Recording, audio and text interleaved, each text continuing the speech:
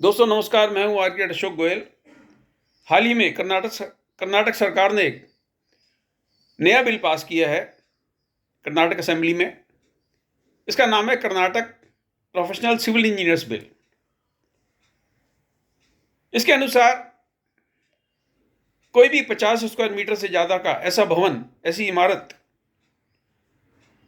जो load bearing walls पर नहीं बनी है, यानी सरल भाषा में समझे तो जिसमें कॉलम बीम का इस्तेमाल हो रहा है, 50 स्क्वायर मीटर से ज़्यादा उसका क्षेत्रफल है, एक मंजिल से ऊंची इमारत है,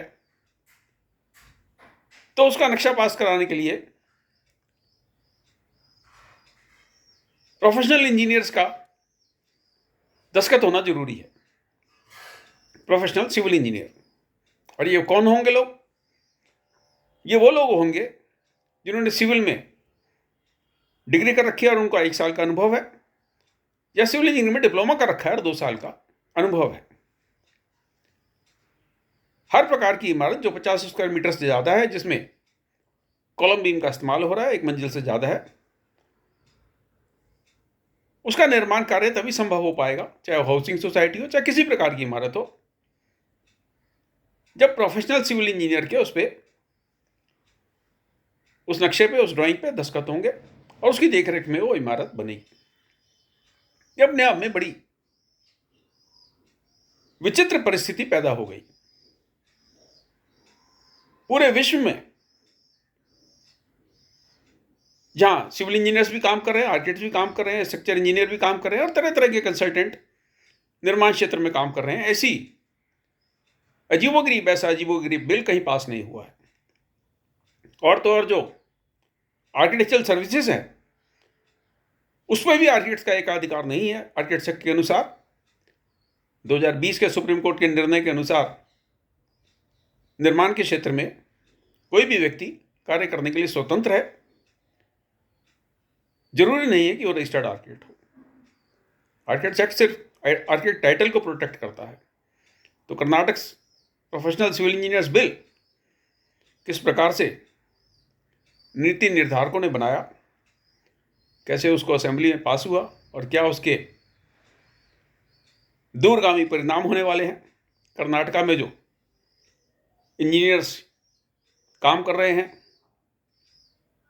और कर्नाटका में जो आर्किटेक्ट्स काम कर रहे हैं, उनमें किस प्रकार का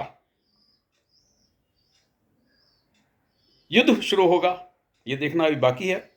मैं युद्ध शब्द का इस्तेमाल इसलिए कर रहा हूं कि ये जो बिल का स्वरूप है बड़ा विचित्र है। काउंसिल ऑफ आर्किटेक्चर से रजिस्टर्ड आर्किटेक्ट पूरे देश में कहीं पर भी किसी बिल्डिंग डेवलपमेंट अथॉरिटी में, म्यूनिसिपल कमेटी में बिल्डिंग प्लान सैंक्शन करने के लिए आवेदन दे सकता है। उसकी बनाई ड्राइंग अगर बायलॉज का पालन करती है तो डेवलपमेंट अथॉरिटी या म्यूनिसिपल कमेटी या लोकल बॉडी को उसको पास करना अनिवार्य है। अब कर्नाटका में क्या परिस्थिति पैदा हो गई या हो जाएगी, यह भी देखना बाकी है। क्या ये जो Karnataka professional civil engineers bill है वहाँ आर्किटेक्ट के कामों को रोकेगा या आर्किटेक्ट के नक्शे पास नहीं होंगे, इस बारे में भी कहना मुश्किल है। इंडियन इंस्टीट्यूट ऑफ आर्किटेक्ट का इस बारे में क्या रवैया है भी खुलकर सामने नहीं आया।